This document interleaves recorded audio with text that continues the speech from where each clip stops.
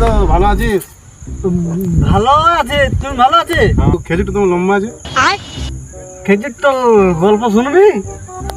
এই গাছটা যখন হয় ছোটবেলায় দোমা ব্যায়াম করেছি। তুমি ব্যায়াম করেছি? 3 মাস ঝুলেছিল।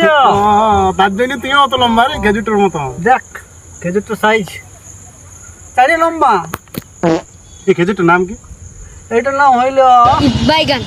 ঝিঙ্গা খেজুর। ঝিঙ্গা কি? লট ঝিঙ্গা ও, মানে ঝুলে থাকে।